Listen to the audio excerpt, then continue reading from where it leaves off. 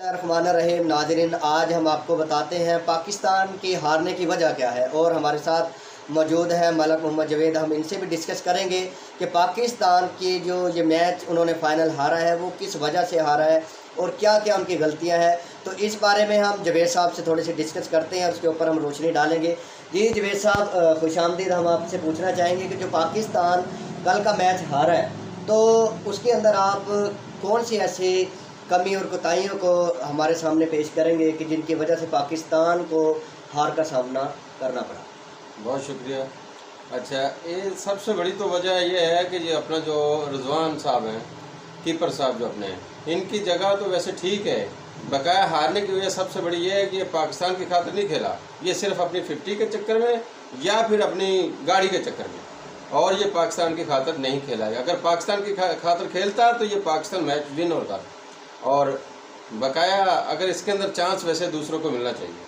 अच्छा, बिल्कुल यही बहुत से तमाशाइयों ने ये सवाल उठाया है कि जो कल पाकिस्तान के अच्छे बैट्समैन, बल्कि क्रिकेट के जो नंबर 1 बैट्समैन में जा रहे हैं मोहम्मद रिजवान, कल उनके ऊपर बहुत तनकीद की गई है कि अगर वो कल सही खेलते, अगर 50 बॉल उन्होंने खेली हैं तो कम अज़ कम वो 80 रन बनाते तो पाकिस्तान मैच जीत सकता था। अच्छा मलिक साहब, ये बताइएगा कि अगर आप प्लेइंग 11 में देखिए कि मोहम्मद इफ्तिखार जो कि अभी तक कोई भी मैन ऑफ द मैच अभी तक अपने हिस्से में नहीं कर पाए, उनको बार बार चांस दिया जा रहा है और फ़खर को चांस दिया जा रहा है। अगर इनकी जगह पे किसी प्लेयर को अगर खिलाया जाए तो वो आपकी नज़र में कौन से प्लेयर होंगे? उसके अंदर वैसे हैदर अली को चांस देना चाहिए था। शुएब मलिक साहब था, शुएब मलिक सीनियर प्लेयर है, उनको चांस देना चाहिए था। ये दोनों बीच में नहीं होने चाहिए थे, उनको मौका मिलना चाहिए था दूसरों, ये हैदर अली को और शुएब मलिक को।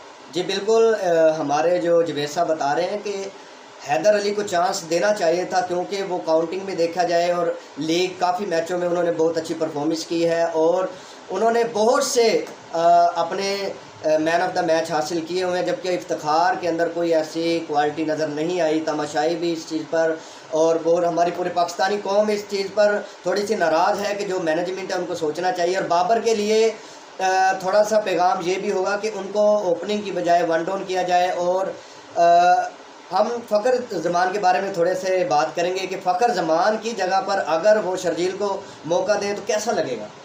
वैसे शर्जील खान भी बहुत अच्छा प्लेयर है, वो भी अगर आ जाए तो बिल्कुल ठीक है। बाकी जो है ना, अगर फ़खर जमान वैसे बाहर हो जाए, 2-4 मैच आराम करे, उसके बाद जो है ना फिर आ जाए। पहले हैदर अली को आजमाना चाहिए और उसको